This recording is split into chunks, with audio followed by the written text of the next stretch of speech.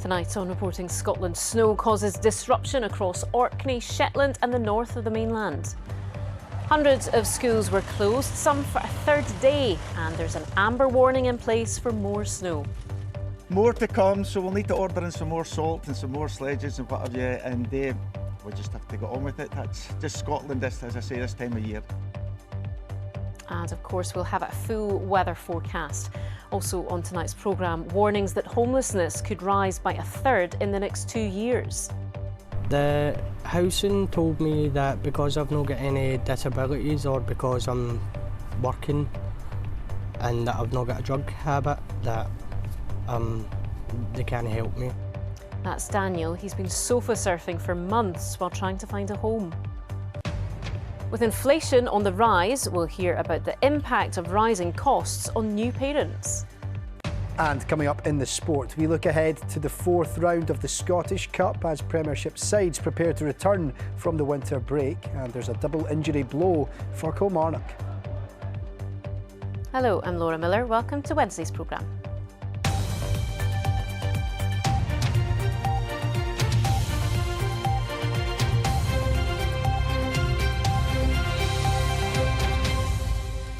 Hundreds of schools across northern Scotland have been closed today due to snow, some for a third day, as wintry conditions continue to have an impact on parts of the country. An amber weather warning for snow is now in place for Shetland, Orkney and the north of mainland Scotland, and it runs until 6 o'clock tomorrow night.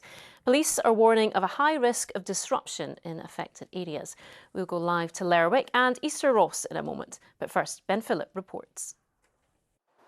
Early morning, Dalwhinnie in the Highlands. Temperatures plummeted here to -14 C overnight, one of the coldest January nights in the last 5 years. Blizzard conditions for Shetland. All schools were closed for a third day. Efforts to clear the snow underway from first thing.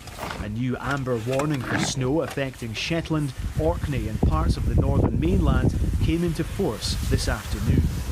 We've had a bit of cabin fever. Jack's turned 2 on Monday, but we managed to get out to the library just local here, so that was nice. And yeah, we've had 3 kids at home, so it's been tough. In Orkney, even 4x4 struggled.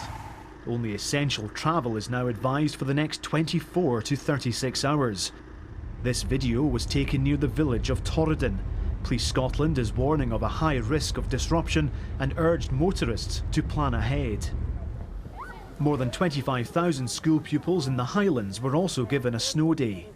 When we got up this morning, it looked like the thaw was coming and the schools had all reopened, so I thought that was kind of our flourish. A little flurry of snow, but today it's just kept going and it's getting worse. I was wanting more snow, to be honest, for the kids, but it's always good fun. But yeah, and I think there'll be more tomorrow as well. There have, of course, been opportunities to have some fun too. Around 300 revellers took part in this mass snowball fight in Inverurie in Aberdeenshire last night. And who needs fancy ski resorts when you can use a field in Shetland? In Old Meldrum, shopkeeper Stuart has seen it all before, but he feels it's the coldest spell there's been in recent years. We've been sold out of shovels, salt and sledges the last couple of days, so well, it's Scotland, it's January, that's what happens in Scotland at this time of the year, so you just got to get on with it. The amber snow warning will expire at 6 p.m. tomorrow. Yellow warnings for snow and ice affecting much of the country run through Friday, and forecasters warn that tonight could be the coldest January temperature in more than a decade. Ben Phillip, Reporting Scotland. Well, our reporter John Johnson is in Lerwick in Shetland for us, and Ailey Davis is in Tain in Easter Ross. Coming to you first, John, then. How's it been there for you today? Well, heavy snow showers have been sweeping across Shetland. At times we've had blizzard conditions here accompanied by strong biting winds. Now on the roads conditions are really terrible this evening and the police are advising motorists not to travel unless absolutely necessary. Now all schools are closed tomorrow in Shetland. That's a 4th day for children. Down at the airport, Sombre's been closed too. We've had no flights in and out of the islands now for 2 days. I suppose on a lighter note, for children this is always the silver lining. They've had a chance to get out and sledge, and some have even put on a pair of skis and enjoying the snow. And we've also had a rare Arctic visitor here in the islands. A beluga whale has been spotted swimming to the west of the islands, enjoying the cold weather here in Shetland. Wow, yeah, good for him. Ailey, to you in Tain then, more snow on the way for you guys too?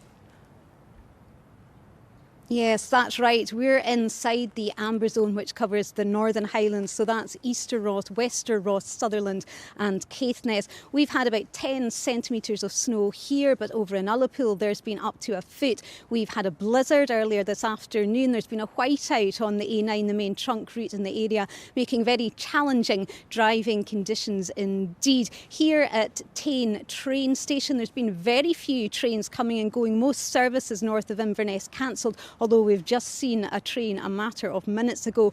260 schools closed in the region. That's almost every school in the Highland Council area. Very welcome news indeed for children who may well have another day off tomorrow with further heavy snow forecast. The latest from Baird's Scotland is that they're continuing to treat roads, but for now they remain clear.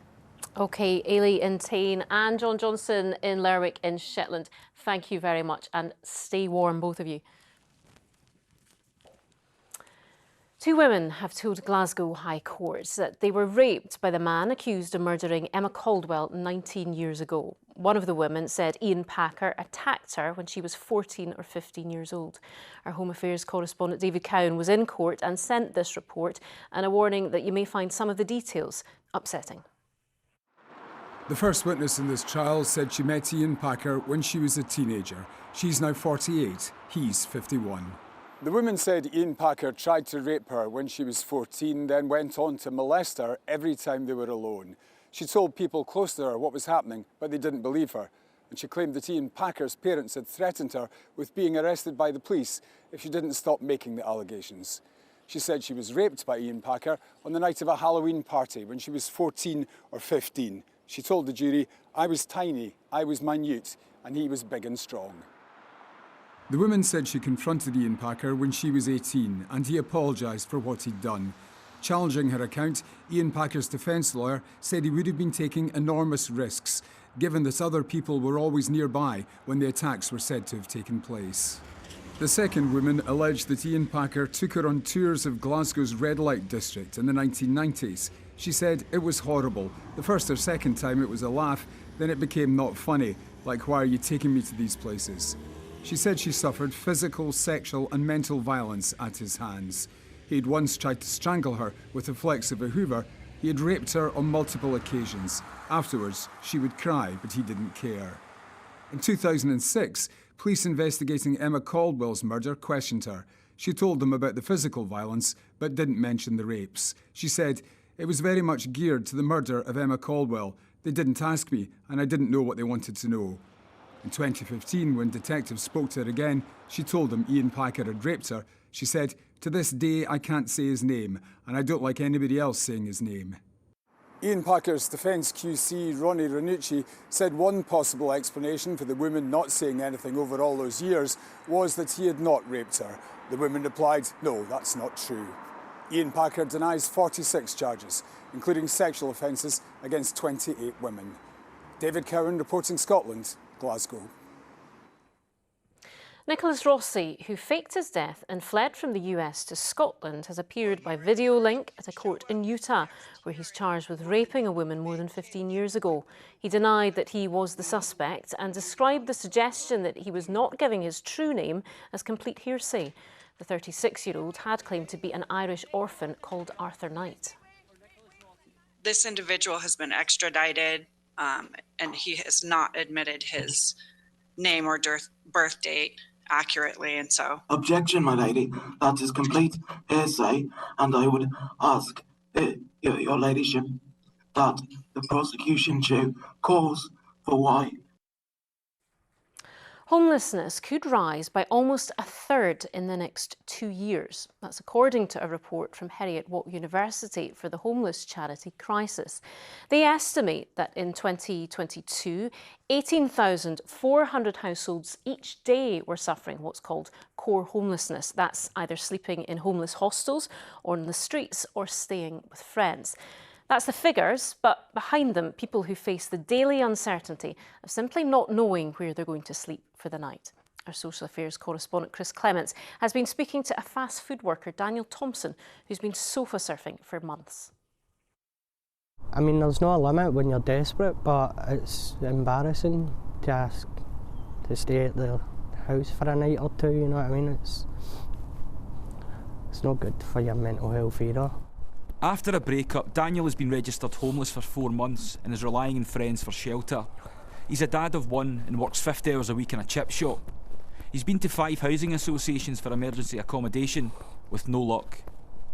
The housing told me that because I've not got any disabilities or because I'm working and that I've not got a drug habit, that they can't help me, so they said that I would be at the bottom of a list and pretty much I'd stay there for a long time.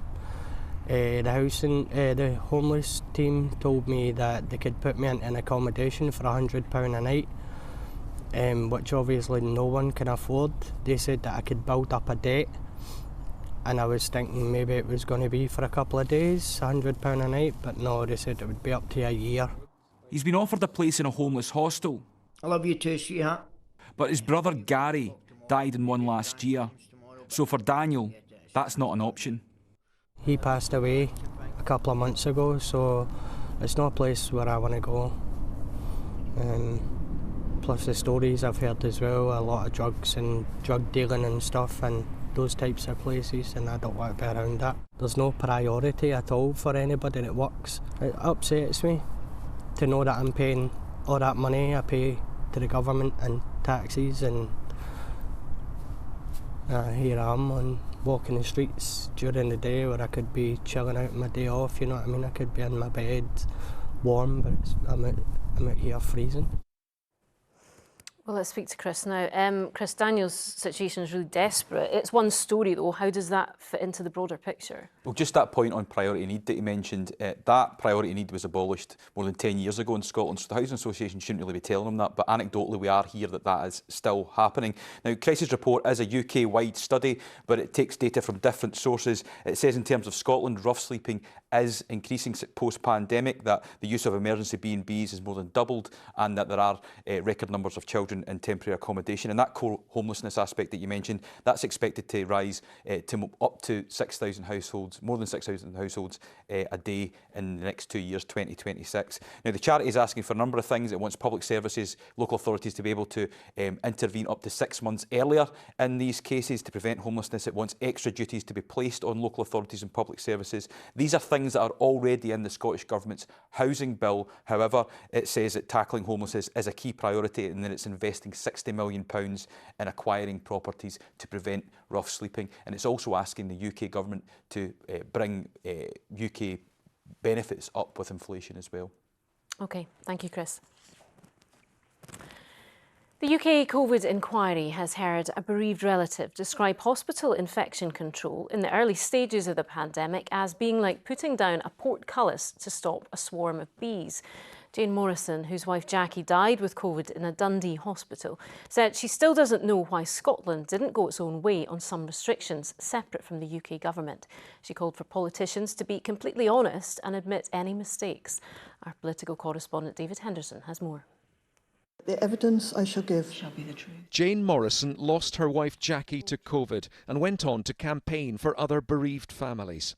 Today, she told the inquiry of her group's concerns that near the start of the pandemic, Scotland's hospitals had been sending untested patients into care homes full of vulnerable people. I don't know who made the actual UK decision that so-called bed blockers should be discharged into care homes. I don't know who was the author of that decision, but the Scottish Government followed that approach. We actually had instances of some members actually pleading with the hospital not to discharge their relative. That decision, now in the spotlight, just one of many which may have cost lives. This public inquiry wants to know how political choices helped or hindered the fight against COVID. They heard today of the risks faced by key workers who kept Scotland moving through the pandemic. Years of brutal austerity has fundamentally altered our public services with lethal consequences. Workers across our economy, especially in health and social care, were really dangerously exposed to the virus through a deadly combination of understaffing, PPE shortages and poor pandemic planning. The inquiry was told how the lockdown took its toll on Scots with disabilities. Witness Jim Elder-Woodward describing how support was withdrawn as the pandemic took hold. In future, he said, society needs a new motto: leave no one behind. Much of this afternoon's evidence focused on statistics. The most important of all, the sheer number of people who've lost their lives to COVID, around 18,500 across Scotland to date. The inquiry was told that people with a disability were far more likely to be killed by COVID-19, so too members of Scotland's Asian community. David Henderson, reporting Scotland, Edinburgh. Now, it had been widely predicted to fall, but in fact, inflation rose last month to 4%. Inflation is the rate at which prices increase, and the Office of National Statistics say this recent uptick has largely been driven by a rise in alcohol and tobacco prices. Tonight, we're going to take a look at how rising prices are continuing to affect people with young families. For example, take baby formula. The average cost of one of the leading brands across 4 of the largest supermarkets is £13.38. Now, some shops say they're trying to do more to reduce that price, but still it's gone up almost 7% in the last year alone. Our reporter Hope Webb has more. And then let's pop a bend in the knee as we do it, so just bounce as we go. This mummy baby fitness class in Markinch has become a safe haven for this group of mums. It gives them a place to work on their physical and mental health alongside their babies. They work out, but they also work through a lot of their ongoing struggles. Top of the list, the cost of living. I just didn't really factor in how much things actually cost. Your milk, wipes, nappies. I didn't realise quite how many nappies we would go through a day. Stacey had her second baby 6 months ago.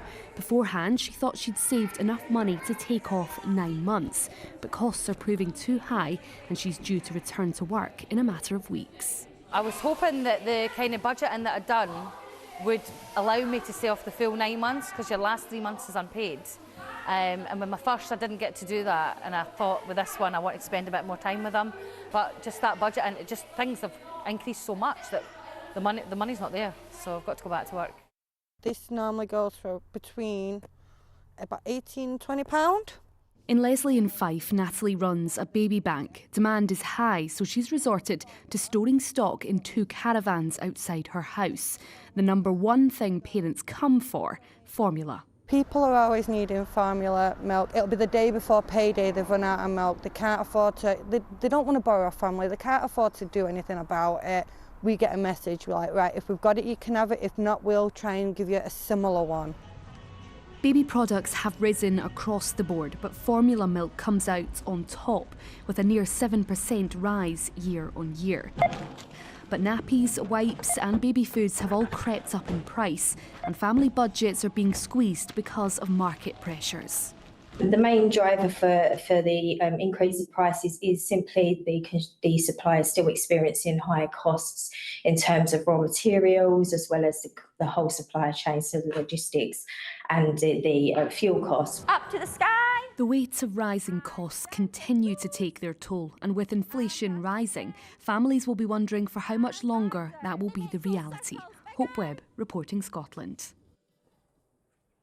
Well, let's get tonight's sport now with Lewis. What do you have for us this evening then? Well, Laura, it is all eyes on the Scottish Cup this week, so very exciting. Thanks very much. Yes, hello there. Kilmarnock boss Derek McInnes has revealed a double injury blow as his side prepares to return to action after the winter break. McInnes, who has been named Manager of the Month for December after taking his side to 4th in the league, will be without midfielders Brad Lyons and Kyle McGuinness for lengthy spells. It's a real blow that we're missing both lads in the same area of the pitch. But we've got to try and deal with these injuries, and we've got Innes Cameron back at the top end of the pitch, back available. We've got Liam Donnelly back training this week as well. So we could do with just, as I say, having a good healthy couple of days going into Saturday's game, and then hopefully we can see how everybody's sitting before the window closes. And their Scottish Cup opponents, Dundee, have strengthened their front line today with the addition of Curtis Main. He joins from Indian Super League club Bengaluru, having previously played in the Premiership for St Mirren, Aberdeen and Motherwell. Well, that's an all-Premiership tie in the Scottish Cup, but the 4th round is also where lower league sides can target major upsets, and that's exactly what's on the mind of Dumbarton's James Hilton. The League Two side hosts Rangers on Saturday, and the part-time player is aiming for glory in front of his friends and colleagues from the day job. I work for BT. I'm a mobile director engineer, so I work in the office in Glasgow Centre. Speaking to my colleagues yesterday, and I still remember sitting watching Clyde Celtic when Clyde put Celtic out, Roy Keane playing for Celtic. So, I mean, it's football, it's 11v11 and anything can happen. All my pals are looking forward to it. I work with a good few friends, so I think they'll come to the game Saturday, so they're looking forward to it. Another team looking to produce a cup shock this weekend, our fellow League Two team Forfar Athletic. They face Hibernian at their home ground Station Park on Saturday. And the stadium has been hit by heavy snow over the past few days, but manager Ray McKinnon is hoping his side can rise to the occasion. That's the message, that anything can happen. Listen, it's a tight park, it's an AstroTurf. You know, will they enjoy it coming here? Possibly, possibly not. We've got to take advantage of the fact that we're at home. Yeah, it is an AstroTurf, and we need to be competitive in the game. And as I said, anything can happen in the Scottish Cup. Now, this man, Tommy Conway, was the hero for Bristol City as they performed some giant killing of their own by knocking out West Ham in the FA Cup last night. Now he's targeting a place on the plane to Germany with Scotland.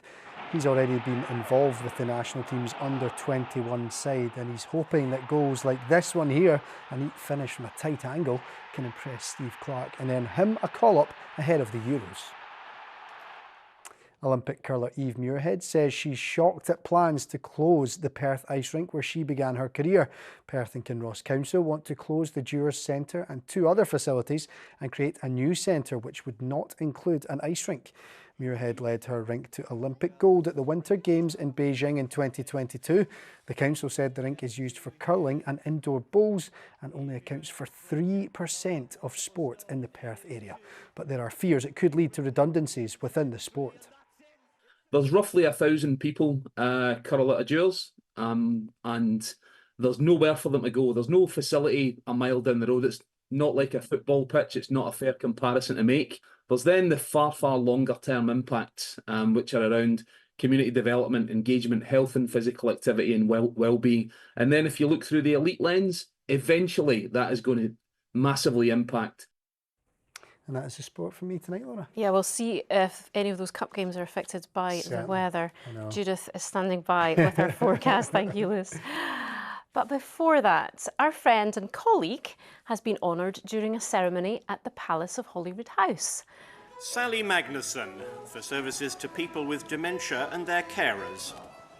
Sally received an MBE for founding the charity Playlist for Life, which works with families and care homes to develop playlists of meaningful music for those with dementia.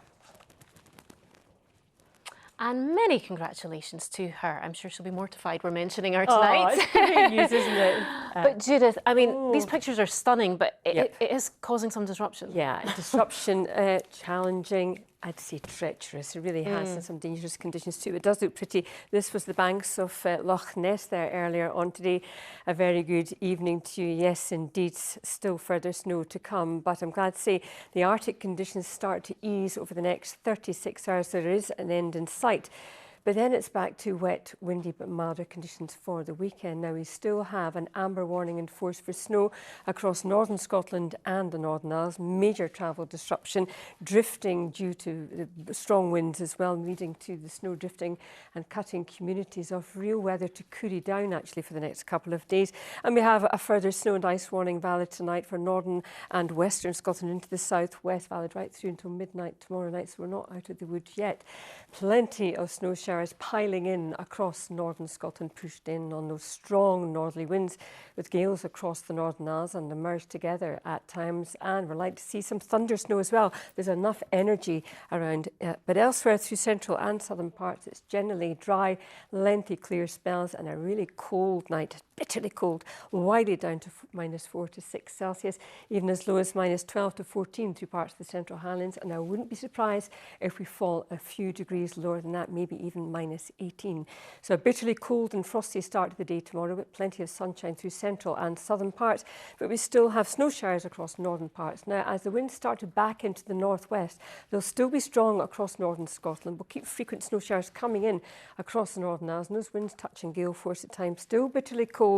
But across the northeast, we'll start to see an easing of the snow showers and plenty of dry weather with sunshine for eastern Scotland and across the central lowlands and the south. Although with those northwesterly breezes, we'll start to see some snow showers pushing further inland across parts of western Scotland, and we'll continue to see snow showers over the Western Isles and the northwest as well. And again, cold right across the board with the frost not lifting. Now, as we head into tomorrow evening, further snow showers to come, and then we have another warning taking over tomorrow night from midnight for a good part of northern and western Scotland. With that flow into the northwest, we'll see more snow showers across western parts of the country. However, in saying that, the winds do eventually back into the west, which means we're bringing in milder air. So plenty of showers first thing, but we will start to see the snow becoming confined to higher ground, and actually a lot of dry weather through southern and eastern Scotland. It'll be a breezy day. Strong winds in the north, but you can see those temperatures are ever so slowly starting to rise, so a sign of something milder coming our way for the weekend. That's your forecast. But Coorie and everyone tonight. Absolutely. Okay, thanks Judith. And the weather is our main news tonight. Hundreds of schools have been closed and an amber warning for snow is in place in the north of Scotland and the Northern Isles. Police are warning of a high risk of disruption. And that is it for now. Anne McAlpine will have your late news until then from everyone in the team. Enjoy your evening. Good night.